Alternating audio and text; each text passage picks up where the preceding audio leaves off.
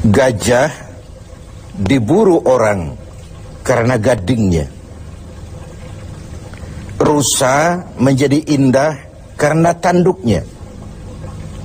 Dan badak dikejar orang karena culaknya. Gajah yang tak bergading, rusa yang tak bertanduk, bahkan badak yang tak bercula, segera kehilangan keindahannya. Demikian kalau ini kita pindahkan kepada nilai-nilai keimanan. Orang yang beriman dikenal karena ia punya ciri, punya tanda. Apa tandanya? Al-Anfal ayat 2 dan 3 menjelaskan itu. Innamal mu'minun, sesungguhnya yang benar-benar dinamakan orang beriman itu, siapa mereka? Pertama, alladzina idza dzukirallahu wajilat qulubuhum. Apabila disebut nama Allah, bergetar hatinya. Nama Allah sanggup menggugah jiwanya. Bagaimana ini bisa terjadi? Dalam hidup Allah memberikan satu hati kepada kita. Di hati yang cuma satu itu terkumpul sejuta rasa. Apa yang paling mengambil tempat terbesar di hati kita, itulah yang kalau disebut hati akan bergetar. Jadi kalau hati sepenuhnya sebagian besar diisi harta, di sebagian besar diisi pangkat dan jabatan, sebagian besar diisi dengan segala macam yang lain, itu yang akan membuat dia bergetar. Orang-orang yang beriman, sebagian besar hatinya diisi oleh Allah. Nama Allah sanggup menggugah jiwanya, menggetarkan hatinya. Dari sini timbul sikap etika otonom. Sekarang ini pun ditekan orang. Hei, kamu korupsi ya? Biar aja. Orang kan tahu, nggak apa-apa. Tuhan kan tahu, biarin. Tuhan tahu nggak ribut. Tapi kalau orang tahu 3 orang saja ribut sudah geger. Tuhan nggak ribut katanya. Bagaimana mau menggetarkan hati seperti itu? Orang yang beriman sebagian besar hatinya diisi Allah, sehingga kalau disebut nama Allah bergetar, dan pada gilirannya sanggup menggetarkan hati orang lain. Bukankah pada satu saat ketika Rasul sedang tidur, datang orang kafir bernama Da'sur menghunus pedang. Muhammad, kalau saya tebas batang lehermu, siapa yang akan menolongmu sekarang? Dengan tenang dan tegar Rasul menjawab, Allah yang akan menolong saya. Mendengar kalimat Allah, Da'sur gemetar. Pedang jatuh, diambil oleh Rasul. Kalau sekarang saya balikan pedang ini ke lehermu, siapa yang akan menolongmu, Da'sur? Tidak ada ya Rasul, kecuali kalau kau mau memaafkan saya. Diberikan pedang itu oleh Rasul. Jangan ulangi lagi perbuatanmu. 2 sisi dari cerita pendek ini. Pertama, bagaimana mudahnya Rasul memaafkan orang yang nyata-nyata mau menghabisi jiwanya.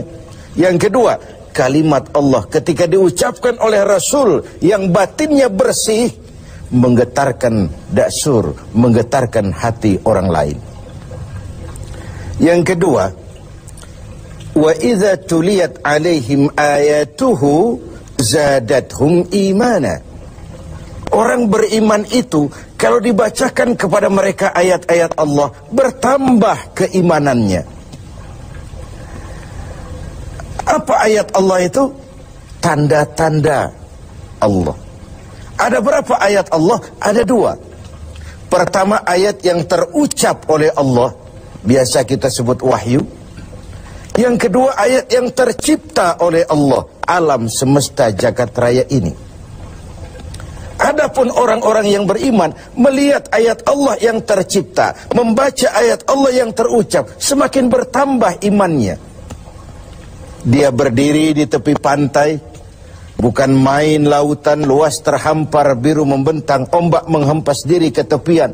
Kalau laut saja begini hebat, apalagi yang bikin laut. Allahu Akbar. Dia tidak memuji laut, tapi dia memuji yang bikin itu laut.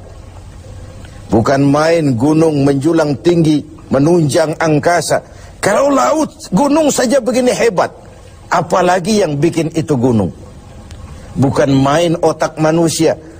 Dengan kemajuan ilmu dan teknologi, nyaris tidak ada yang rahasia lagi dalam kehidupan ini.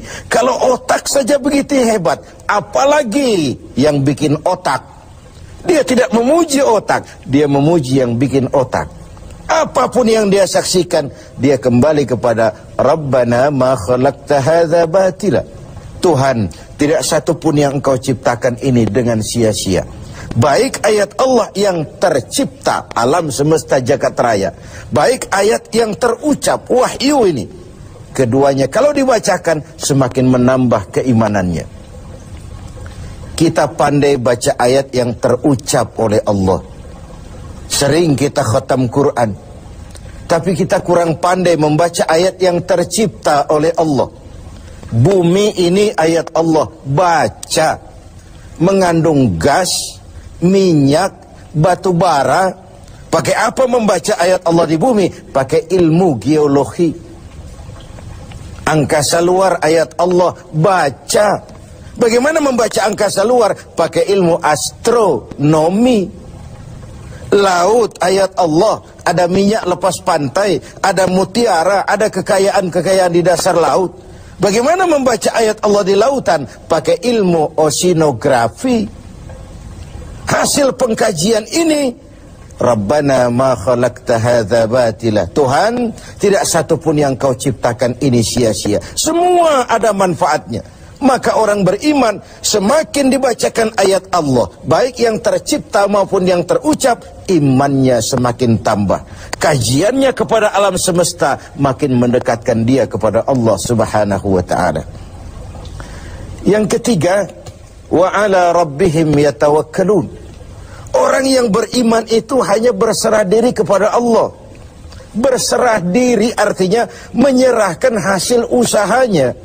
Bukan belum sudah terserah Tuhan saja, terserah Tuhan. Bukan. Tawakal itu bukan fase pertama, fase terakhir. Bekerja sebagaimana harusnya. Berusaha sebagaimana mestinya. Gunakan tenaga yang paling profesional. Pakai teknologi yang paling canggih. Setelah semua itu terlaksana, baru wa ala rabbihim yatawakkalun. Berdoa, mohon pertolongan Allah, kemudian berserah diri sepenuhnya. Kalau dia berhasil, dia tidak lupa diri. Kalau dia gagal, dia tidak putus asa. Bukan lalu kita jadi apatis.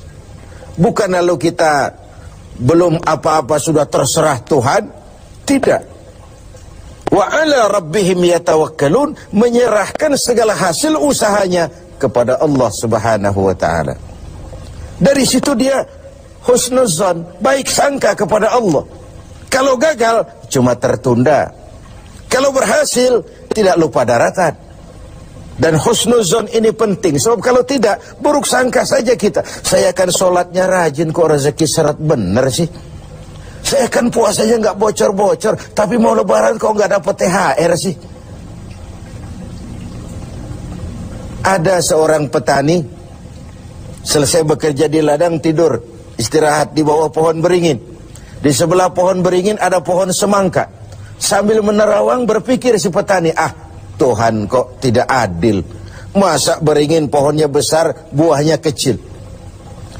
Ini semangka pohonnya kecil, buahnya besar. Tidak adil ini. Tuhan bukan arsitek ulung. Mestinya supaya enak dilihat, beringin pohonnya besar, buahnya sebesar buah semangka. Semangka yang pohonnya kecil, buahnya sekecil buah beringin saja. Tidak adil Tuhan ini. Baru dia selesai berpikir Tuhan tidak adil itu, jatuh sebutir buah beringin tepat menimpa hidungnya. Dia terkejut. Astagfirullahaladzim. Kalau begitu Tuhan benar-benar adil. Coba kalau buah beringin sebesar semangka barusan jatuh nimpa hidung saya, kayak apa potongan saya sekarang? Ayo kita jujur. Dalam hidup kan kita sering begitu. 1 menit yang lalu dia masih berkata Tuhan tidak adil. 1 menit kemudian dia sudah berkata Tuhan benar-benar adil. Ini perlunya baik sangka kepada Allah Subhanahu wa ta'ala. Dan disitulah perlunya tawakal itu. Yang keempat, alladzina yuqimuna shalah. Orang beriman itu mendirikan sholat. Selalu kata-kata sholat bergandeng dengan aqimis sholat. Dirikan, bukan kerjakan. Saya ingin berkata maaf, banyak di antara kita yang sudah mengerjakan sholat, tapi belum mendirikan sholat.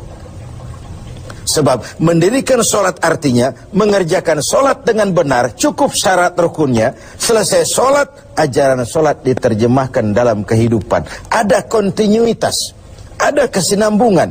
Kalau sekedar mengerjakan saja, ya selesai pekerjaan, selesai. Habis sholat, maksiat lagi. Habis sholat, sombongnya jalan terus. Habis sholat, pelitnya nggak pernah hilang. Beda dengan mendirikan. Ketika takbir, pada posisi berdiri, arahkan pandanganmu ke tempat sujud. Ini filosofinya apa? Kau kalau sudah di atas, ingat dengan yang di bawah. Kau sudah kaya, ingat sama yang miskin. Kau sudah berkuasa, lindungi yang rakyat jelata. Kau sudah jadi orang alim, bimbing yang awam. Sholat, berdiri, arahkan pandangan ke tempat sujud. Ini mendirikan, bukan sekedar mengerjakan. Orang yang beriman punya sandaran vertikal. Ini yang penting. Punya sandaran vertikal kepada Allah saja. Kalau kita bersandar ke tiang, tiangnya runtuh, rubuh, kita jatuh. Kita bersandar kepada orang kaya, dia jatuh miskin, kita selesai. Bersandar kita kepada jenderal, dia pensiun, kita tamat. Orang yang beriman, alladzina yuqimuna shalah, dia hanya punya sandaran vertikal kepada Allah saja.